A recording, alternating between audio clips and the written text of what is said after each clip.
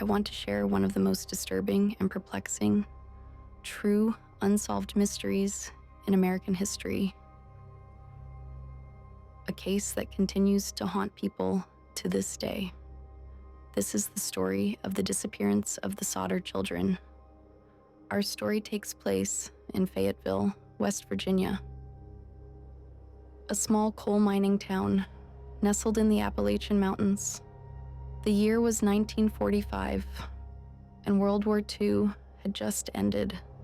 People across America were looking forward to a peaceful Christmas after years of wartime hardship. George and Jenny Sodder were Italian immigrants who had built a good life for themselves in America.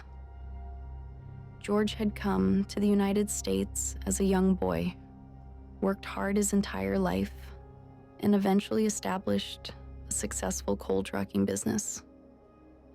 Jenny was a devoted mother to their 10 children. By all accounts, they were living the American dream. A beautiful home, a prosperous business, and a large, loving family. George was known in the community as an outspoken man with strong opinions, particularly about Italian dictator Benito Mussolini, whom he openly criticized.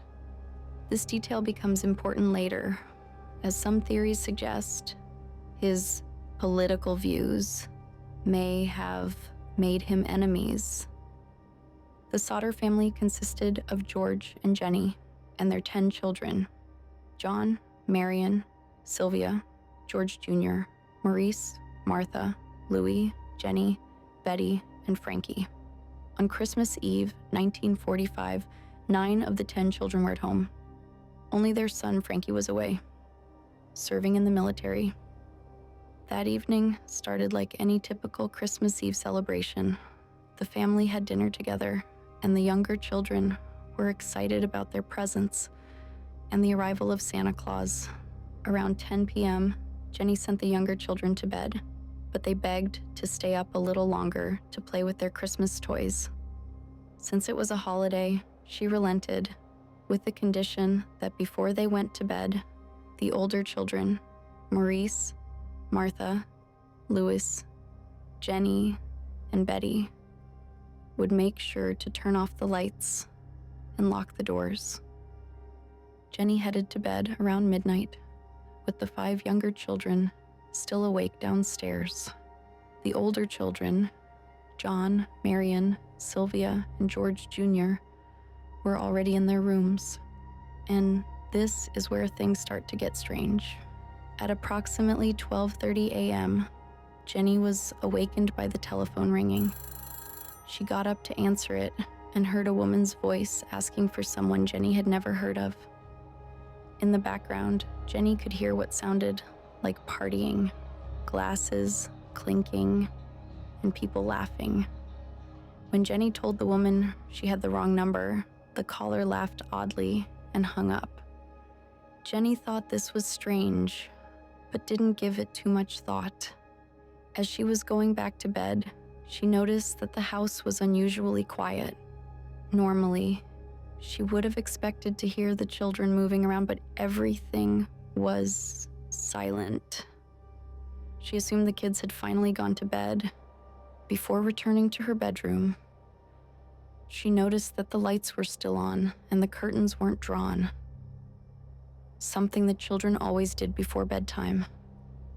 She closed the curtains herself, assuming the children had just been too tired to remember, and went back to sleep.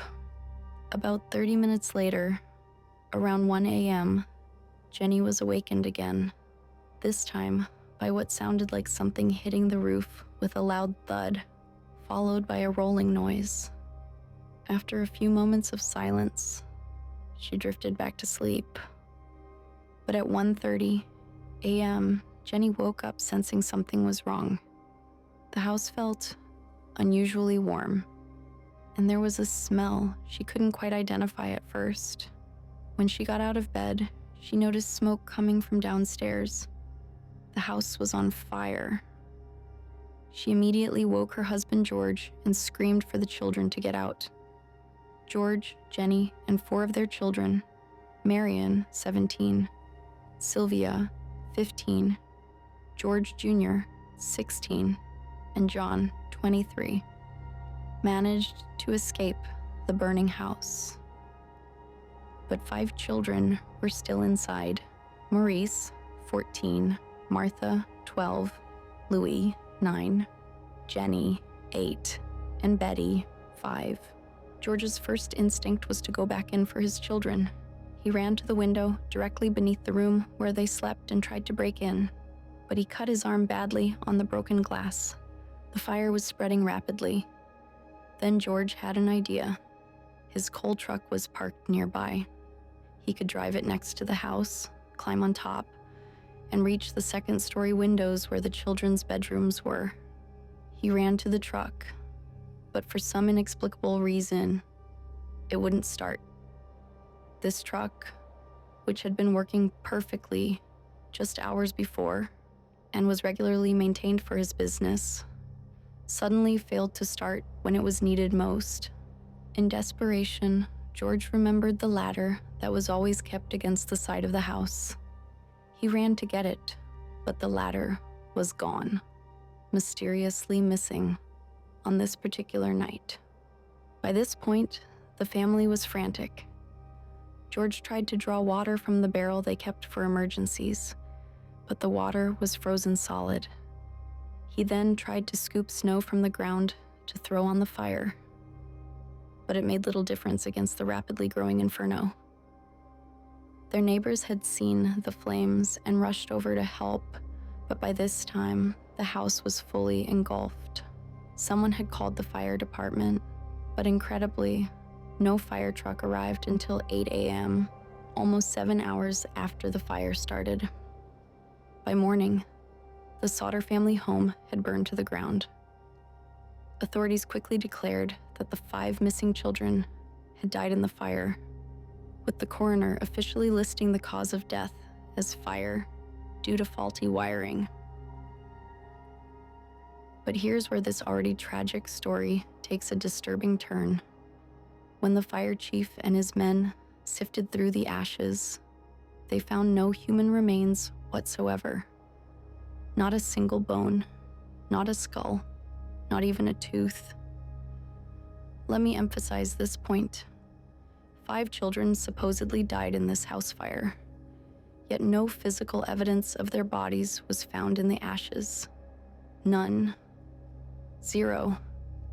Fire experts later told the Sodders that even in an extremely hot fire, human bones don't completely disintegrate. There should have been substantial remains of 5 children, but there was nothing. When questioned about this, the fire chief claimed he had found a heart in the ashes. The Sodders demanded it be examined, and when it was, it turned out to be beef liver that hadn't even been in the fire. It was fresh, likely planted there after the fire had died down. As the Sodders started to look more closely at the events surrounding that night, they uncovered a series of strange occurrences that painted a far more sinister picture. Months before the fire, a stranger had come to the house looking for work. As he walked around back to where George's trucks were parked, he pointed to the fuse boxes and said ominously, "This is going to cause a fire someday." The Sodders later learned that the house's wiring had recently been inspected and declared safe. A few weeks before Christmas, another man had tried to sell the family life insurance. When George declined, the man became angry and threatening, saying, "Your house is going up in smoke, and your children are going to be destroyed." This same man, it was discovered later, was a member of the coroner's jury that ruled the fire an accident. On the night of the fire, the telephone line to the house had been cut, not burned, but deliberately cut. This explained why neighbors had to drive into town to alert the fire department instead of calling from a nearby home.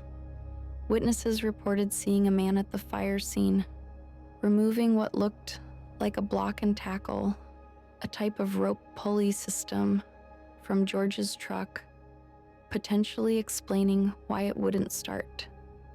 Several motorists driving past the Sodder house claimed they saw a man carrying what appeared to be a large sack or duffel bag, throwing it into his car and speeding away from the scene.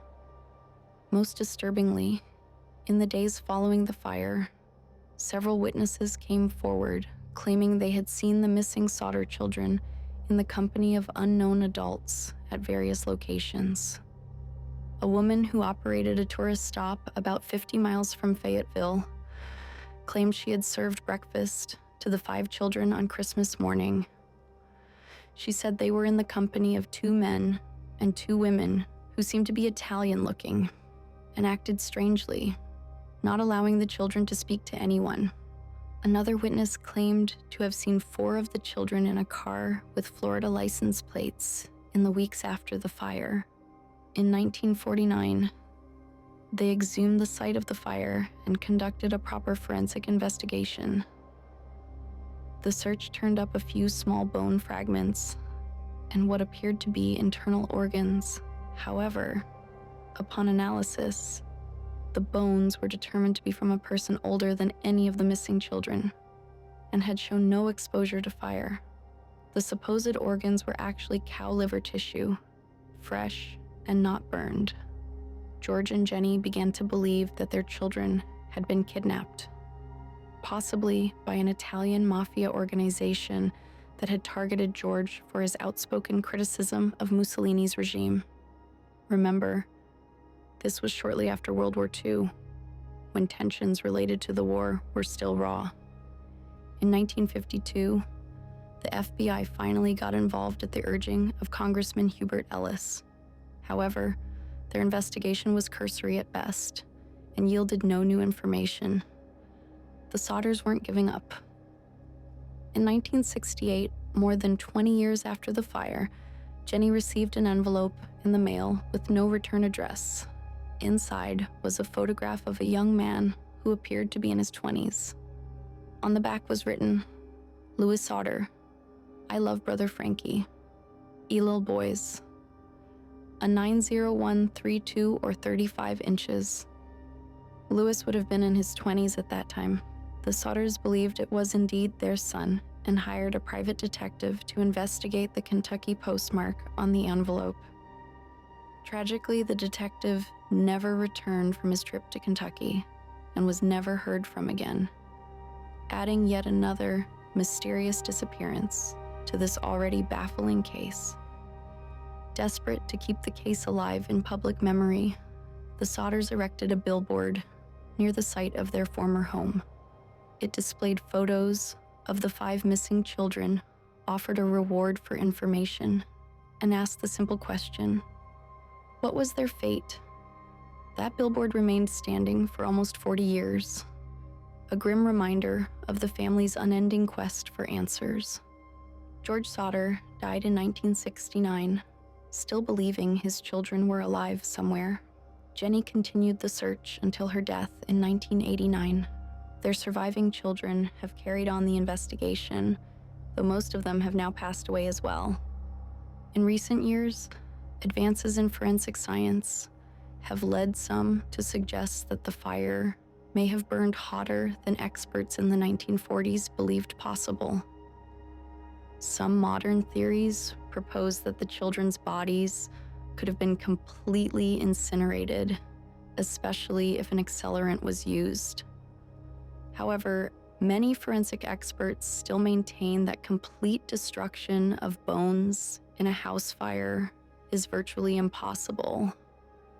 Another theory suggests that the children may have been taken by someone they knew and trusted, perhaps explaining why there were no signs of struggle or screams reported by the family members who escaped. Could someone have lured the children out of the house before setting the fire as a cover-up?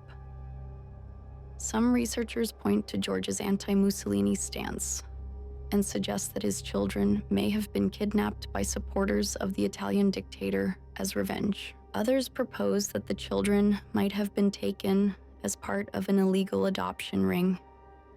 Whatever the truth, the case of the missing Sodder children remains one of America's most persistent and haunting mysteries. 5 children vanished without a trace on Christmas Eve, 1945. No bodies were ever found. Multiple witnesses claimed to have seen them alive after the fire. And a photograph arrived 2 decades later, suggesting at least one of them had survived. Were they killed in the fire, despite the lack of physical evidence? Were they kidnapped as part of some elaborate plot? Did they somehow survive and start new lives under new identities? We may never know. The house where the Sodders once lived is now an empty field. The billboard is long gone, but the questions remain, echoing through the decades. What happened to the Sodder children?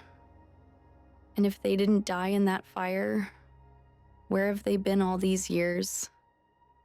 Share your theories in the comments below. This is Shaded Girl. Thank you for watching. Please like and subscribe if you enjoyed this video.